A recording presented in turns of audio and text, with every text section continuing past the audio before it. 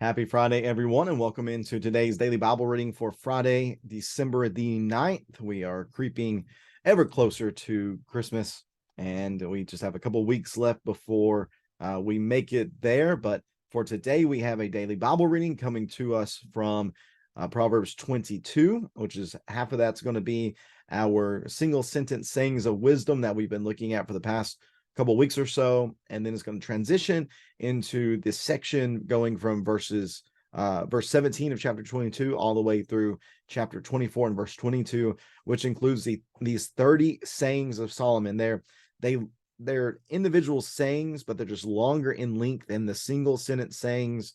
So it's going to be along the lines, basically what we've been looking at, just a meatier version of these specific sayings of wisdom.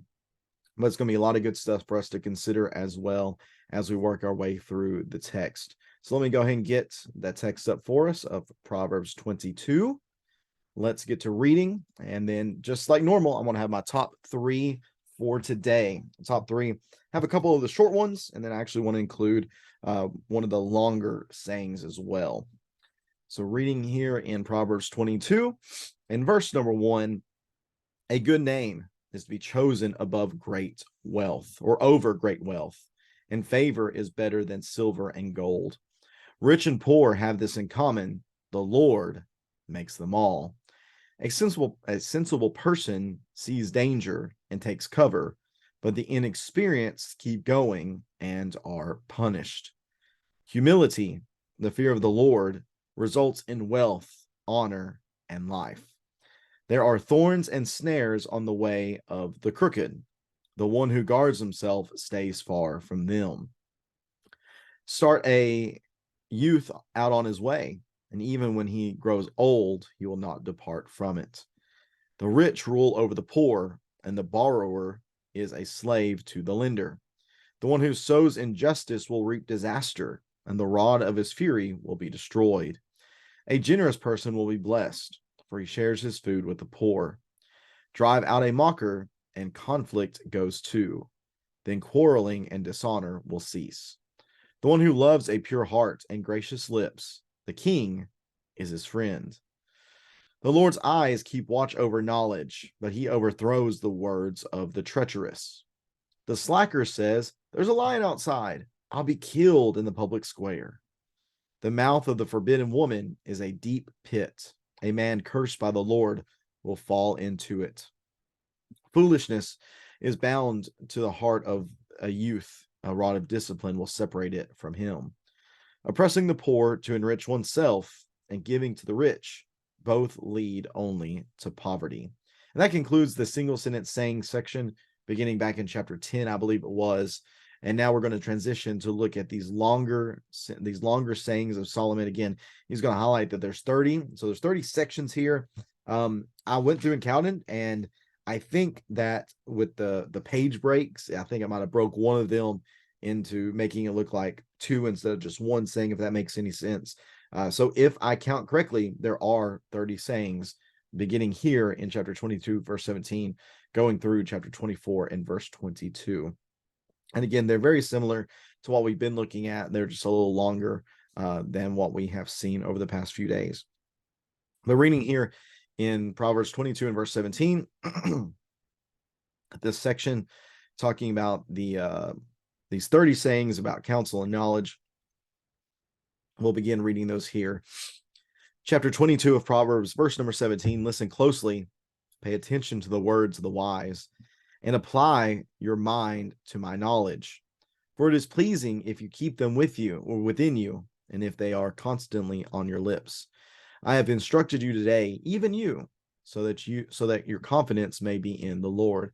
Haven't I written for you 30 sayings about counsel and knowledge, in order to teach you true and reliable words, so that you may give a dependable report to those who sent you?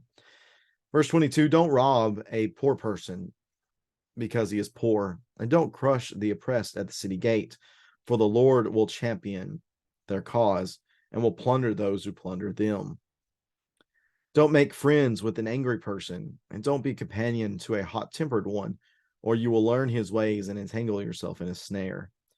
Don't be one of those who enter agreements, who put up security for loans. If you have nothing with which to pay, even your bed will be taken from under you. Don't move an ancient boundary marker that your ancestors set up. Do you see a person skilled in his work? He will stand in the presence of kings. He will not stand in the presence of the unknown. And that is Proverbs 22. For my top three for today, we're going to go to a well-known passage. The CSB renders it a little bit different than what we're used to. We're normally accustomed to hearing something along the lines of train up a child in the way he should go, and when he is old, he will not depart from it. Similar here, except it is start a youth out on his way. Even when he is old, he will not depart from it. I think one of the important things to recognize, and I think this verse is a great example of this, is the reality that these sayings are general in nature. These sayings are general in nature. The wisdom that is here is generally true in principle. And by that mean that they're not absolute. So just because we start a youth out on his way, just because we start a young person out on a particular way, does not mean that person will always walk in that way. Why? Well, because people have the ability to make their own decisions. And we normally take this text and we apply it to raising people to love the Lord, raising our young people to love the Lord. And while we might start them out on that particular way in their life, and that doesn't mean they're always going to remain on it. Yet it is still good. It is still a good practice to do this, to start a youth out on his way. And even when he is old, he will not depart from it. So let's think for a couple of things to consider here. Number one, start a youth out on his way. I think it's important for us to recognize that children are different. I certainly recognize that about my two girls. Olivia and Gabby are two very different children. And the reality is, I can't raise them both the exact same way. Generally speaking, of course, I want to raise them in training in the admonition of the Lord, the instruction of the Lord. But the reality is, I can't do that the exact same way for both of them because they're very different people. They think differently, they respond differently, they behave differently. Therefore, I have to consider what's best for this child and what's best for this other individual child. I think that's something that's important here. We need to start the youth out on his or her way, not necessarily the way I think they should do things, but I have to learn my children and learn what's best for them. And then recognize that if I do that, they do have an opportunity then to stay on that way and to not depart from it. Now, obviously, the opposite is true as well, that just because we don't start a child out on the right path doesn't mean that they're just doomed forever. We've all heard wonderful stories of individuals who started from nothing and didn't have good influences, didn't have people in their lives that cared about them, that tried to teach them good things, and they ended up being great godly people. We know those stories. We see those examples even in scripture. So for that, we want to be thankful. But we do, as parents, we need to recognize the responsibility of doing everything we can to know our children, to teach them individually the way that's best to teach them, and to set them out on a good way, and just pray to God that they continue to make good decisions and to do what's right and be faithful to the Lord. So that's my number one today, verse number 6.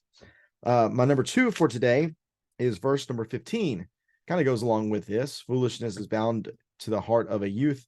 A rod of discipline will separate it from him. Tying this together with the first text we looked at, verse number 6. Whenever we're young, we just don't know. We're ignorant. We make stupid decisions. We do things we ought not do. That foolishness is just a part of being a youth.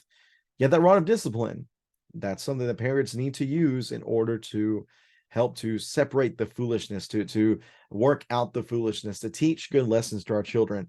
Now, the rod of discipline, what is that?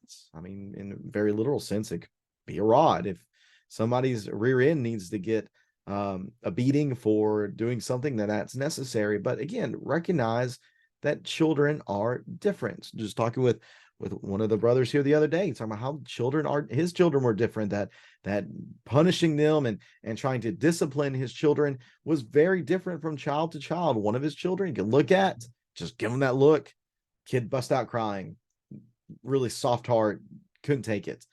Other child, a little more difficult. I had to really figure out ways in which to really get the point across to that child, because there wasn't anything that he thought off the top of his head that really worked.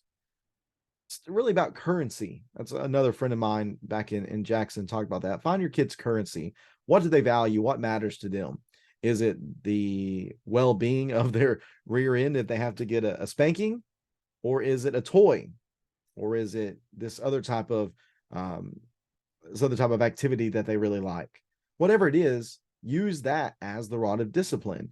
And in doing so, we'll be able to teach good lessons to our children. We'll be able to teach them that these things are appropriate. These other things over here are not appropriate. This is something that you should be doing. This is something you should not be doing. This type of behavior is acceptable. This other type of behavior is not acceptable. What we're wanting to do is to separate the bad behaviors, the bad decision making, the foolishness. We do want to separate that from them. And we do that with the rod of discipline. Again, whatever that rod of discipline may be, let's use it well. Use it well, not out of anger, not out of because we want to punish them, but out of love, because we want to teach our children what is good and what is acceptable, and what is bad and what is not acceptable. One of the things that I just really think about a lot is I want to make sure that I'm preparing my girls and my children for success in the future, and I am not going to set them up for success by never disciplining them, by letting them think they're always right, by letting them think they never do anything wrong. That's not helping my children. And that's not helping anybody else that's going to have to interact with my children later on. I want to make sure that I do everything I can. Again, I can't control everything perfectly. They have to make their own decisions, but I can make some decisions myself in the way I respond to their behavior that can help them to be set up for success in the future. So that's what I want to do. And all of us as parents should want to do that same thing as well. We should want to use that rod of discipline, whatever that rod of discipline might be, to separate the foolishness from the hearts of our children so they can be good and mature and responsible and accountable and productive members of society and disciples of Jesus. That's what we should want. That's my number 2 for today. Then my final number 3 is right here. Verse 24 and verse 25. Don't make friends with an angry person. Don't be a companion of a hot-tempered one, or you will learn his ways and entangle yourself in a snare. What's one of the things we always talk about with our children? Make sure you're choosing your friends wisely. Why? Because friends will have an influence over you. If we surround ourselves with people who get angry really fast, if we surround ourselves with people who have short tempers and who are hot-tempered, then don't be surprised whenever we start displaying that same sort of characteristic. Therefore, we need to really put some distance between ourselves and these type of people. We should not want to be super good friends with people who are bad influences on us. And that's really the principle behind this, is we should not want to surround ourselves with people that we don't want to be like. We should want to surround ourselves with people who we want to be like. We should want to be like them. And if you're thinking to yourself all the time, man, I really don't like this person, I don't want to be like this person either, well, probably don't need to spend as much time around them then. I know we all think, oh, well, I can be a good influence and this and that. And maybe you can be. You hope you can be. But we have to be really wise, again, very wise and perceptive, and recognize that, this influence I was hoping I would have on them doesn't seem like it's really happening. In fact, I think the negative influence is actually overtaking me instead of my positive influence overtaking them. Again, it's just applying wisdom and being smart and recognizing that there are some people whose influence simply does not need to have an impact upon us.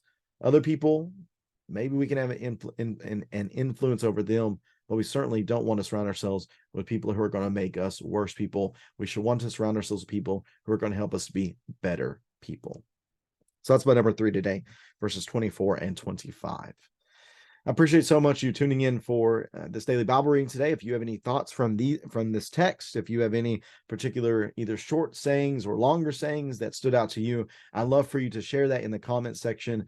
Tell me what stood out to you. Tell me maybe some experience that you've had with this principle or that application of wisdom. I'd love to have that discussion in the comment section if you would so do.